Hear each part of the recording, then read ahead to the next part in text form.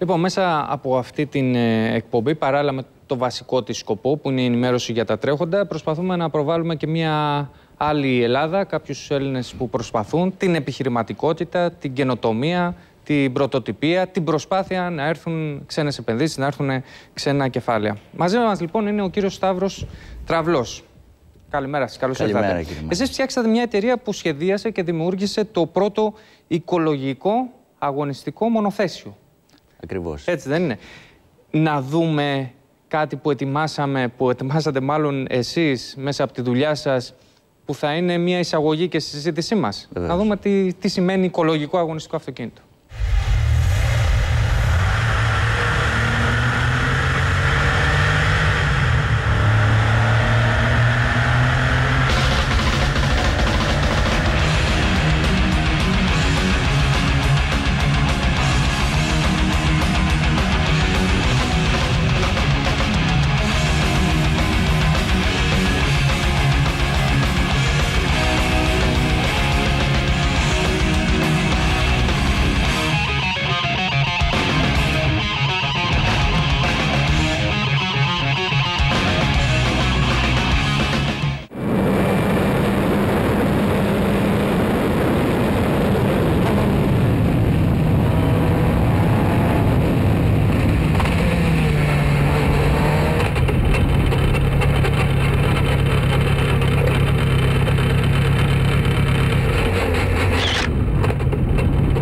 Ταχύτητα, οικολογία και βέβαια Ελλάδα.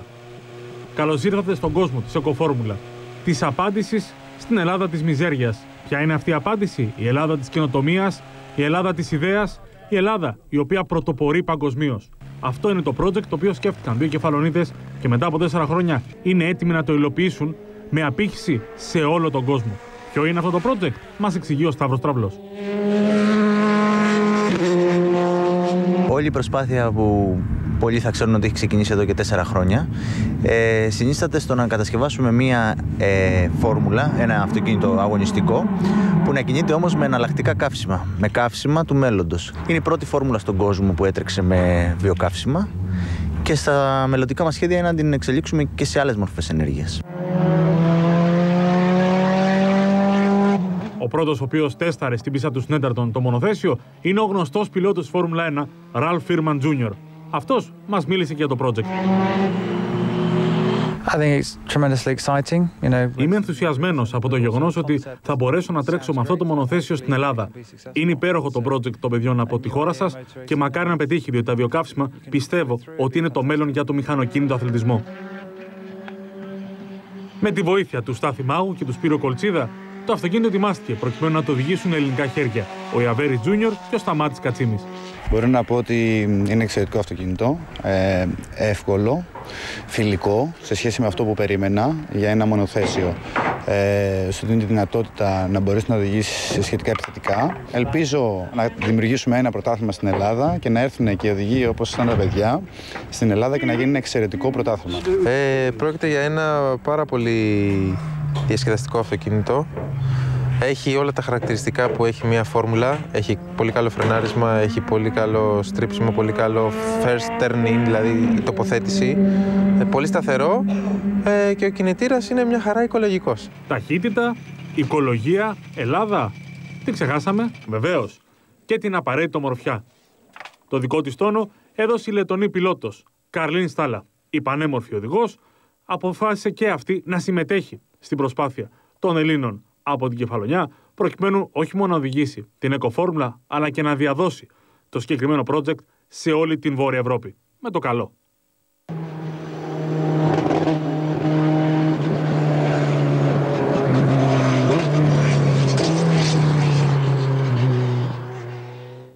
Εδώ καταρχάς σε ποια πίστα είστε? Είμαστε στην πίστα του Snetterton, κοντά στο Norwich της Αγγλίας. Μάλιστα. Πριν πούμε πώς μπορεί να εξελιχθεί αυτή η δραστηριότητα, να τα πιάσουμε λίγο από την αρχή τα πράγματα. Φαντάζομαι δεν ξυπνήσατε ή έτσι έγινε ένα πρωί και είπατε τι θα κάνω σήμερα στη ζωή μου, θα φτιάξω ένα οικολογικό μονοθέσιο, ας πούμε. Η ιστορία είναι μεγάλη και δεν έχουμε χρόνο αυτή τη στιγμή να την αναλύσουμε. Πάντως είναι σαν παραμύθι το όλο εγχείρημα. Ξεκίνησε σαν πραγματικά σε έναν αστείο και κατέληξε σαν ένα καινοτόμο επιχειρηματικό πλάνο με απήχηση σε όλη την Ευρώπη. Έτσι ακριβώς όπως σας τα λέω. Η ιδέα ξεκίνησε από τον ξάδερφό μου Παναγί Στρατιώτη, ο οποίος είχε πάθος με τα μονοθέσια αυτοκίνητα. Και κάποια στιγμή μπήκα εγώ που είμαι μηχανικός και ασχολούμαι με τις πράσινες κατασκευές και συνδυάσαμε το πάθος του ενός με τα μονοθέσια με τη γνώση του αλλού και τη βλέψη ότι πιστεύαμε ότι όλα πάνε προς το πράσινο. Το 2007 σας μιλάω, όταν κανείς δεν μιλάει για πράσινη ανάπτυξη. Και έτσι ξεκινήσαμε να ψάξουμε στην αρχή ένα μονοθέσιο, το οποίο μετά συμφωνήσαμε ότι πρέπει να είναι και οικολογικό. Όταν λέμε οικολογικό, κινείται με βιοκαύσιμα. Επειδή δεν είμαστε συνηθισμένοι στην Ελλάδα στο βιοκαύσιμο, τι ακριβώς εννοούμε λέγοντας βιοκαύσιμο? Όταν εννοούμε βιοκαύσιμα, είναι καύσιμα που είναι το βιοντίζελ, η βιοεθανόλη και πολλά άλλα, τα οποία παράγονται. Ας πούμε, το βιοντίζελ παράγεται από ενεργειακά φυτά, όπως το καλαμπόκι, ελαιοκάμβρη και άλλα φυτά, ή παράγεται από το χρησιμοποιημένα λάδια, οπότε γίνεται ανακύκλωση. Η τελευταία γενιά βιοκαυσίμων παράγεται από υλικά όπως είναι τα ζωικά απολύματα και τα απολύματα από την ξυλοτομία, που είναι non-feed, non-food, δηλαδή ούτε για τροφή του ανθρώπου ούτε των ζώων. Οπότε είναι ακόμα πιο εξελιγμένη η μορφή τους. Έχουν χαμηλότερες εκπομπές ρήπων αυτά τα αυτοκίνητα?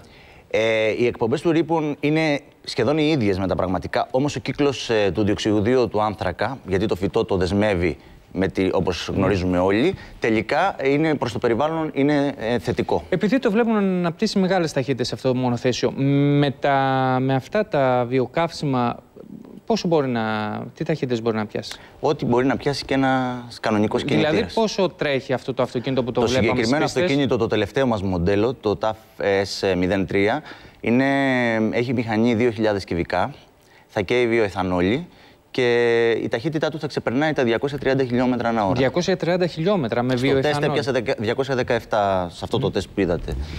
Τώρα, στην τηλεμετρία που πήρα. Τώρα, να δούμε πώς μπορεί να εξελιχθεί αυτή η ιδέα, αλλά και το κομμάτι που κι εμείς από εδώ, από την εκπομπή, δίνουμε ιδιαίτερο βάρος, δηλαδή πώς μπορεί να εξελιχθεί επιχειρηματικά, πώς μπορεί να προσελκύσει ενδιαφέρον, αν έχει προσελκύσει ενδιαφέρον από ξένους επενδυτές, από ξένα κεφάλαια, ούτως ώστε να βρει και μια πρακτικότερη εφαρμογή σε αυτές τις συνθήκες κρίσης. Μάλιστα. Εμείς δουλεύουμε σε δύο άξονες. Ο πρώτος άξονας είναι ο βράχυπρόθεσμος, με την δημιουργία ενός ελληνικού πρωταθλήματος, γιατί θέλουμε η χώρα μας μέσα από αυτή την προσπάθεια να προβληθεί και προβάλλεται, πιστεύω, με τον καλύτερο τρόπο στο εξωτερικό. Δεν είναι λίγες οι φορές που μας έχουν συγχαρεί άνθρωποι, όπως είδατε, που είναι οι θρύλοι του αθλήματος, του μηχανοκίνητου αθλητισμού. Και ο μακροπρόθεσμος στόχος, που είναι η δημιουργία ενός ευρωπαϊκού πρωταθλήματος με οικολογικά, όχι μόνο μονοθέσια, αλλά και άλλου τύπου αυτοκίνητα, τα οποία δεν θα κινούνται μόνο με βιοκαύσιμα, αλλά θα κινούνται με όλες τις μορφές εναλλακτικής ενέργειας, στην προσπάθεια να εξαρτηθούμε από τα ορυκτά καύσιμα. Θα είναι δηλαδή υβριδικά, θα είναι με υδρογόνο, θα είναι με βιοκαύσιμα. Σειρές αγώνων με αυτά τα αυτοκίνητα που θα λέγονται Eco Formula Series και θα είναι ουσιαστικά μια μικρογραφία της Φόρμουλα 1, αλλά με το οικολογικό προσωπείο της. Αυτό θεωρούμε ότι είναι το μέλλον, αυτό θεωρούμε ότι αργά ή γρήγορα θα γίνει. Έχει προσελκύσει ενδιαφέρον? Βεβαίως. Μεγάλο ενδιαφέρον και από ξένους αγωνιζόμενους που θέλουν να έρθουν και στη χώρα μας να τρέξουν. Και αυτό είναι πάρα πολύ σημαντικό. Φανταστείτε ότι η Ελλάδα δεν είχε ποτέ πρωτάθλημα μονοθεσίων. Εμείς προκηρύσουμε τώρα το 12ο πρωτάθλημα. Και μάλιστα με τέτοιου είδους αυτοκίνητα και έχουμε ήδη κλείσει συμμετοχές από το εξωτερικό να έρθουν στην Ελλάδα να τρέξουν με ό,τι αυτό συνεπάγεται. Γιατί δεν είναι μόνο ότι δείχνεις μια εξωστρέφεια σαν χώρα και λες ότι δεν υπάρχει αυτή η Ελλάδα που ξέρετε. Περνάς και άλλα μηνύματα. Μπράβο. Δεν υπάρχει Ελλάδα που νομίζετε ότι υπάρχει. Υπάρχει και μια άλλη Ελλάδα που προσπαθεί, καινοτομεί. Μάλλον είναι το κεφαλονίτικο πείσμα. Ακούσαμε πριν. Αυτό είναι. Το κεφαλονίτικο πείσμα είναι αυτό. Πρέπει να έχεις γεννηθεί κεφαλονίτης για να κάνεις κάτι τέτοιο, θεωρώ. Να τονίσουμε λίγο τους στόχους για το 2012. Ναι, οι στόχοι για το 2012 είναι αρχικά το Πανελλήνιο Πρωτάθλημα, που χτες το συμφωνήσαμε και επίσημα με την Ομοσπονδία. Και ευχαριστώ και τον πρόεδρο της ΕΛΠΑ και τον πρόεδρο της ΕΜΑΕ για αυτό, για τη βοήθεια την πολύτιμη που μας προσφέρουν.